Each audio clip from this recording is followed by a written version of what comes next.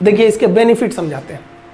एक रेगुलर जो जवान होता है, हम अभी इसमें ऑफिसर की बातें नहीं कर रहे हैं, हम जवान की बात कर रहे हैं। देखिए ऑफिसर बहुत कम होते हैं, एक कंपनी में लगभग 3 प्लाटून होता है, जैसे 10 जवान का एक सेक्शन होता है और 3 सेक्शन को मिला के एक प्लाटून बनता है और 3 प्लाटून को मिला देंगे तो एक कंपनी बनती है। और एक कंपनी को कमांड करता है एक ऑफिसर, यानी 90 लोगों की फौज पे एक ऑफिसर हो जाता है, 90 से 120, कभी कभी 4 प्लाटून का भी एक कंपनी बनता है। वो फर्दर वीडियो में हम आपको समझाएंगे, company, platoon, section, battalion, regiment, brigade, division, इस सब में अंतर कभी समझा देंगे उसमें। तो एक रेगुलर जो जवान होता है, उस जवान को पूरा परमानेंट अगर ड्यूटी दीजिएगा तो भर्ती से लेकर उसकी जितनी सैलरी बनती है, अलावेंस बनता है, भत्ते बनते हैं, उसको पेंशन होता है, वो सब मिलाकर अगर जोड़ दीजिएगा तो 11 करोड़ रुपए आते हैं, 11 करोड़। और अगर यही जवान अगर हम टूर ऑफ ड्यूटी के तहत लेते हैं तो 3 साल का है, तो 3 साल में आप उसको कितना अलावेंस दे दीजिएगा, कितना खर्चा कीजिएगा, आप पेंशन का तो बवाले नहीं है, तो टोटल 90 लाख खर्च आएगा। तो हम यहाँ कैलकुलेशन ईजी करने के लिए 1 करोड़ लिख दिए, मान के चलिए 1 करोड़ आएगा। तो सोचिए जो रेगुलर जवान है वो 11 करोड़, और जो टूर ऑफ ड्यूटी पे आ रहा है 1 करोड़, यानी एक जवान पर कितना बचेगा हमको, 10 करोड़ बचेगा। दूसरा, ये तो पैसा बच ही गया, दूसरा ये जो फुल समय ड्यूटी करेगा, जैसे मान लीजिए कि हम ही आर्मी में भर्ती हो जाए तो अभी हम अच्छे से ड्यूटी कर सकते हैं, लेकिन 10 साल बाद क्या बुढ़ा जाएगा आदमी, अच्छे से नहीं ना ड्यूटी हो पाएगी, उतने बेहतरीन ढंग से नहीं हो पाएगा जितना एक यंग आदमी कर सकता है। तो इससे डबल फायदा टूर ऑफ ड्यूटी से, एक जवान के पीछे 10 करोड़ बच गया और सेना पूरी तरह जवान है, एकदम यंग है। समझ में आया कि नहीं? तो ये हो गया इससे फायदा। अब देखिए जरा ध्यान से, स्टार्टिंग हम लोग ट्रायल जो करने जा रहे हैं, शुरुआत में हम लोग 1000 सैनिकों को भर्ती करेंगे। तो देखिए बेनिफिट क्या होगा, हम 1000 सैनिकों को भर्ती करने जा रहे हैं। एक सैनिक पर कितना बेनिफिट है, 10 करोड़ का, तो 1000 पर कितना हो जाएगा, उसमें 10 से गुणा कर दीजिए, 10,000 करोड़, 10,000 करोड़ की बचत आ जाएगी। क्योंकि एक सैनिक पर हमारा बचत हो रहा है 10 करोड़ का, तो 1000 सैनिकों पर बचत कितना हो जाएगा, इसमें 10 से गुणा करेंगे तो 10,000 करोड़ का बचत हो जाएगा हम लोग को।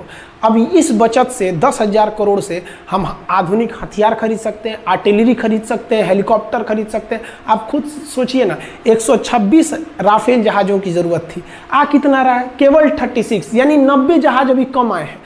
अब सोचिए हमारे यहाँ पे तो पैसे, हथियार पे पैसे कम खर्च होते हैं और अपनी की टेक्नोलॉजी उतनी आगे नहीं है जितना होना चाहिए। सेना के क्षेत्र में हम मतलब सेना में जो हथियार बनाना है तो उसमें हम लोग उतना मतलब संतोषजनक विकास नहीं कर पाए। मिसाइल टेक्नोलॉजी हम लोग की आगे है, लेकिन जो हेलीकॉप्टर एविएशन सेक्टर है उसमें बहुत संतोषजनक विकास नहीं हुआ है। अब आप ऐसे अंदाजा लगाइए, 1 रैंक 1 पेंशन जब आया था तो आपको पता होगा ये क्या है 1 रैंक 1 पेंशन, मतलब क्या है समझिए ध्यान से, कि जिस तरह से लोगों की सैलरी बढ़ती है, जैसे जो दरोगा 2010 में था या जो 1995 में दरोगा की जो सैलरी थी, क्या 2020 में वही सैलरी है?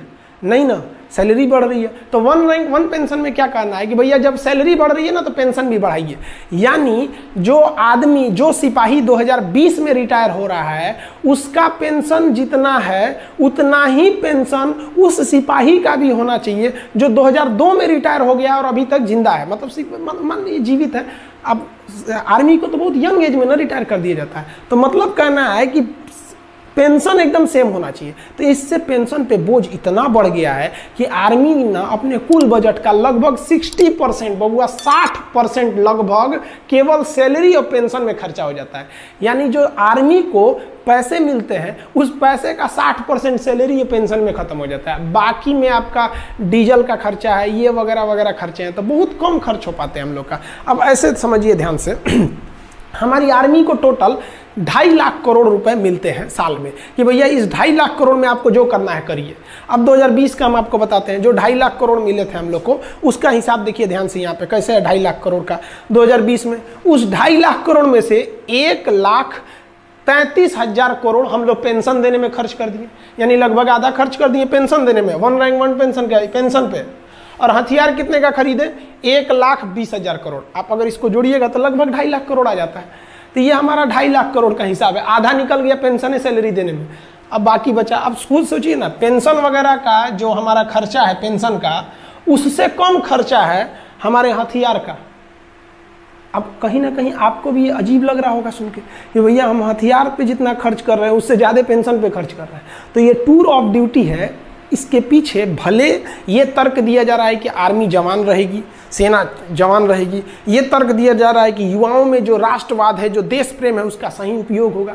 लेकिन इसके पीछे जो मेन रीजन है वो आपको दिख गया कि आर्मी अपने पेंशन को बचाकर उस पैसे को मॉडर्नाइजेशन की ओर लगा सकती है, क्योंकि हमारे जो बगल में चाइना है ये बहुत ही ज़्यादा अपने आर्मी पे पैसे खर्च कर रहा है। तो ये समझ में आ गया आप लोग को। अब आपके मन में एक सवाल आएगा कि ये जो सैनिक होंगे टूर ऑफ ड्यूटी पे, ये कैसे आएंगे? टूर पे जैसे घूमने जाते हैं? नहीं, इनका भी वैसे ही बहाली होगी, वैसे ही भर्ती होगी जैसे एक रेगुलर आर्मी का होता है, वैसे ही ट्रेनिंग होगी जैसे एक रेगुलर आर्मी का। यानी अगर कोई जवान खड़ा है तो आप देख के नहीं कह सकते हैं कि टूर ऑफ ड्यूटी का है कि ये परमानेंट है। फिर आप उसके आई कार्ड को देखना पड़ेगा, उसका सर्विस रिकॉर्ड देखना पड़ेगा कि कौन सा ये जवान है, तब पता करेंगे। ट्रेनिंग भी एक ही जगह पर होगी, सैलरी भी एक मिलेगा, हर चीज़ एक रहेगी। फर्क बस ये रहेगा कि भैया आपको 3 साल पे रिटायर कर दिया जाएगा बस, अब और पेंशन नहीं दिया जाएगा। भर्ती सेम होती है। आप आर्मी की भर्ती देखे होंगे, हमारे देश के जितने युवा जवान होते हैं दौड़ लगाते हैं वो लोग 4 मिनट में 1600 मीटर दौड़ लगा के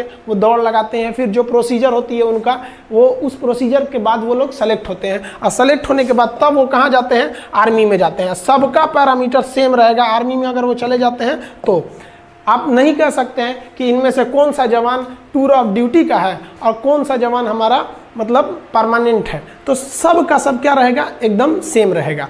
आप समझ में आ गया आप लोग को कि ये टूर ऑफ ड्यूटी मेनली किसके लिए किया जा रहा है कि भैया हम अपने पेंशन पे हो रहे खर्च को कंट्रोल कर सके और अपनी सेना को मॉडर्न टेक्नोलॉजी दे सके। जैसे हमारे सैनिकों का बैलिस्टिक हेलमेट नहीं रहता है, इंफ्रारेड रिकॉग्नाइजर नहीं रहता है, अभी भी हम लोग इंसास राइफल लेके चल रहे हैं लोग। तो ये सब चीज़ें, आर्मी की जो बूट होती है वो काफ़ी हैवी होती है, वजन में बहुत भारी होता है। अभी कई ऐसे बूट आ गए हैं आर्मी के पास, जैसे अमेरिकन सोल्जर का दिखेगा तो बूट बहुत मजबूत रहता है, जूता, और भारी नहीं रहता है। हमारे सैनिकों का बूट मजबूत है लेकिन भारी है।